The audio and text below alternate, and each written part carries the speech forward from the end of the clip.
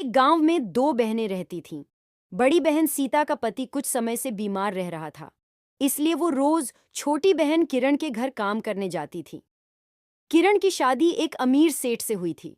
वह बहुत कंजूस और लालची थी। सुबह के समय सीता जल्दी जल्दी अपने घर का काम निपटा के अपनी छोटी बहन किरण के घर की ओर निकलती है। अरे दीदी, आज फिर तुमको देर हो गई।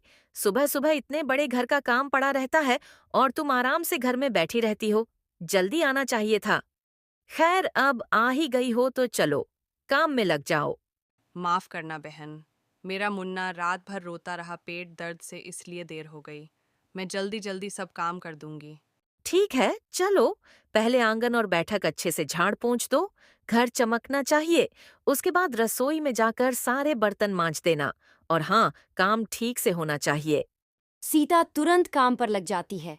सबसे पहले किरण के घर का आंगन बैठक और सारे कमरों में झाड़ू पूछा करती है। वह एक एक कोना साफ करती है, फिर बर्तन मांजने बैठ जाती है। उधर किरण आराम से बैठकर चाय पीती है। अच्छा सुनो, सारे काम तो तुमने कर ही दिए हैं। अब ये ध्यान रखा है, इसमें से अच्छे अच्छे अनाज चुनकर साफ कर दो। टूटा फूटा अनाज और कचरा अलग कर देना। और फिर जल्दी से रसोई में जाकर दोपहर का खाना बना देना। सीता चुपचाप बैठकर अनाज साफ करती है, फिर रसोई में जाकर खाना बनाने लगती है। वो अपने मन में सोच रही होती है कि किरण ने कहा था कि वो पैसे तो नहीं देगी, पर रोज के काम के बदले अनाज देगी। सीता सोच रही थी इन अनाज में से उसे भी थोड़ा मिलेगा। सारे काम निपटाने के बाद सीता घर जाने लगती है। किरण उसे रोकती है। रुको दीदी, ये लो, ये टूटे फूटे हुए अनाज है। मेरे घर में इसे तो कोई खाता नहीं है, इसलिए तुम ही ले जाओ। तुम्हारे घर में तो ये आराम से सब खा लेंगे। किरण टूटा फूटा टुकड़ों वाला थोड़ा सा अनाज थैली में डालकर सीता को थमा देती है। सीता ने बिना कुछ कहे अनाज लिया और घर की ओर चल पड़ी, क्योंकि उसे पता था उसकी मजबूरी और गरीबी में यह अनाज भी उसके लिए कीमती है। सीता घर जाकर वही अनाज बनाकर अपने पति और बच्चे को खिलाती है। अगली सुबह सीता दरवाजे पर दस्तक देती है। अरे दीदी, आज तो जल्दी आ गई। अच्छा हुआ। सुनो, आज मुझे खीर खाने का बहुत मन है। तुम जल्दी से झाड़ू पोछा कर लो, बर्तन मांज लो और फिर रसोई में जाकर खीर बना देना। खीर एकदम स्वादिष्ट होनी चाहिए। मेरे पति को मजेदार खाना चाहिए। ठीक है बहन, जैसा तुम कहो मैं जल्दी से काम निपटाकर खीर बना देती हूँ। सीता चुपचाप झाड़ू पोछा करने लगी, फिर बर्तन मांजे और आखिर में बैठकर खीर बनाने लगी। वो आज भी मन ही मन सोच रही है, उसके बेटे मुन्ना को यह खीर बहुत पसंद है। सीता खीर बना लेती हैं, घर महक उठता है। किरण आकर देखती है। वाह, आज तो बहुत अच्छी खुशबू आ रही है। चलो, खाना बढ़िया बना है आज तो। उनको मजा आ जाएगा। तुमने तो आज बहुत मेहनत कर दी। किरण और उसका पति आराम से बैठकर खीर खाते हैं। सीता की आंखों में एक आंस झलक रही थी कि शायद आज उसे भी किरण थोड़ी सी खीर देगी उसके बेटे के लिए। शाम के वक्त सीता अपना काम पूरा करके घर जाने लगती है। रुको दीदी, आज तुम्हारे लिए भी कुछ है। ये लो, कल रात का बचा हुआ खाना पड़ा था। तुम ये अपने घर ले जाकर गर्म करके खा लेना। सीता ने बिना कोई शिकायत किए बचे हुए खाने की थैली उठाई और अपने घर की ओर चल पड़ी।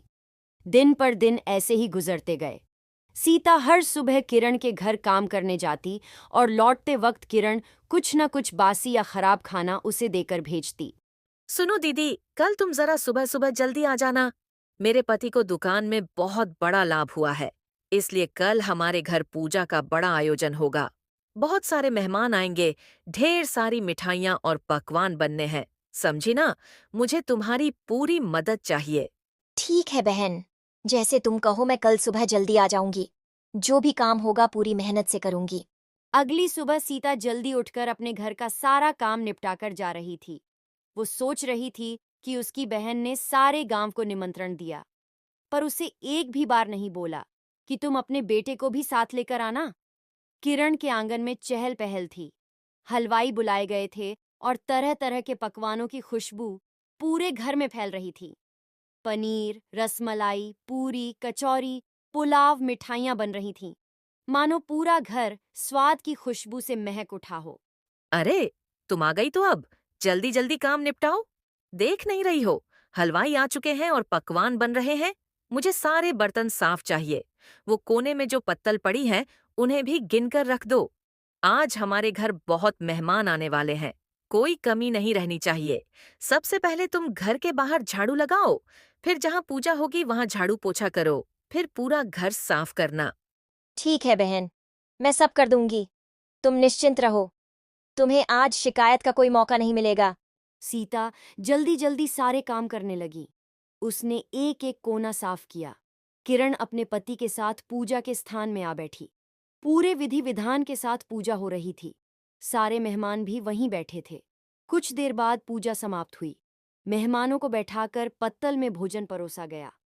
सारा गांव किरण के छत में स्वादिष्ट भोजन का आनंद ले रहा था। हलवे की खुशबू, मिठाइयों का स्वाद और पकवानों की रौनक चारों ओर छा गई। हर कोई स्वादिष्ट खाने का मजा ले रहा था। फिर धीरे धीरे मेहमान खाना खाकर अपने अपने घर चल गए।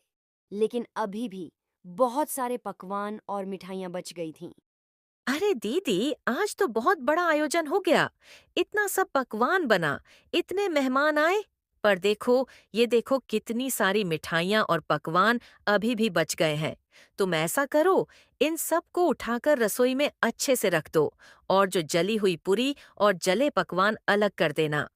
सीता सिर झुकाकर बिना थके बिना कुछ कहे सारी मिठाइयां, पकवान और बचे हुए व्यंजन रसोई में रख दिया। किरण अपने कमरे में एक पोटली लिए खड़ी थी। उसने सीता को अपने कमरे में बुलाया। लो दीदी, ये तुम्हारे लिए है। जली हुई पूरी और जले पकवान, ये सब तू ले जा। तेरे घर बेटे को खिला देना, क्योंकि मेरे घर तो ये सब कोई खाता नहीं है। सीता चुपचाप जली हुई पूरी और जले पकवान लेकर अपने घर की ओर निकल गई। उसने एक शब्द भी नहीं कहा। आज वह जान गई थी कि उसकी बहन के अंदर इंसानियत नाम की चीज ही नहीं है। रोते रोते सीता जब रास्ते से गुजर रही थी, तभी उसकी नजर उस पुराने मंदिर पर पड़ी। गांव की मान्यता थी, उस मंदिर की रक्षा स्वयं शिव देवता करते हैं और कहते हैं, जिसने भी शिव देवता से सच्चे मन से कुछ मांगा, उसे कभी खाली हाथ नहीं लौटना पड़ा। हे शिव भगवान, आज मैं आपके चरणों में आखिरी बार आई हूँ। अब मुझसे यह गरीबी, ये बेबसी नहीं सही जाती। हर रोज अपमान झेलते झेलते मेरा दिल पत्थर हो गया है। अगर आपको सच में दया आती है तो मुझे यहीं तस लीजिए, ताकि मेरा जीवन यहीं खत्म हो जाए। मेरा बच्चा अब और मेरी आंखों के आंसू न देखे। आज भी वो मासूम मेरा इंतजार कर रहा होगा कि माँ मिठाई लेकर आएगी। लेकिन मैं तो बस ये जली हुई पूरी और जले पकवान लेकर घर लौट रही हूँ। क्या जवाब दूंगी उसे? कह दूंगी कि तेरी माँ दूसरों की थालियां साफ करती है और रोज बदले में बस ये टुकड़े पाती है।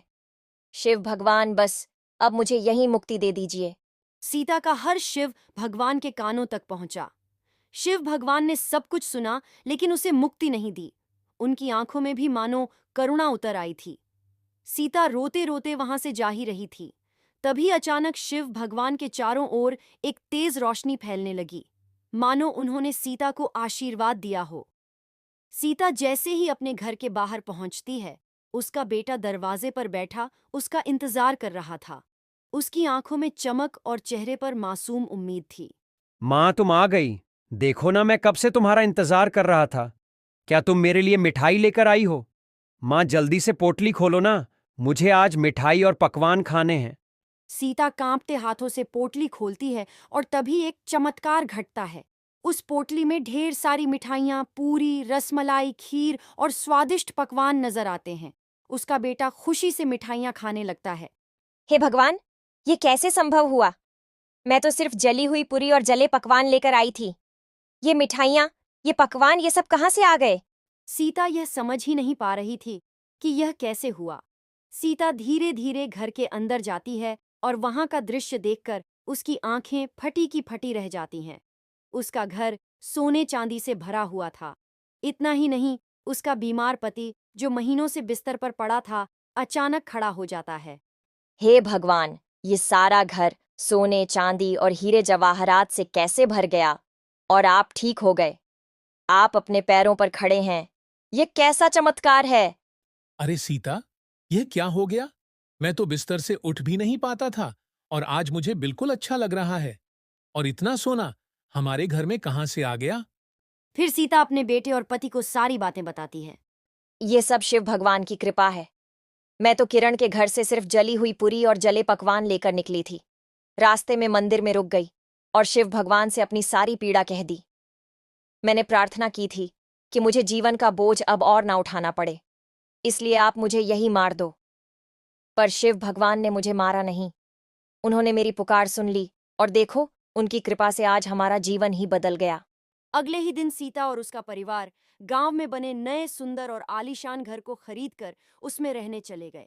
3 दिन बीत चुके थे। सीता अब अपने नए सुंदर और विशाल घर में सुख और चैन से रह रही थी। उसके चेहरे पर अब चिंता नहीं, बल्कि संतोष और खुशियों की चमक थी। उसके पति की तबीयत अब ठीक हो गई थी, इसलिए वह फिर से अपनी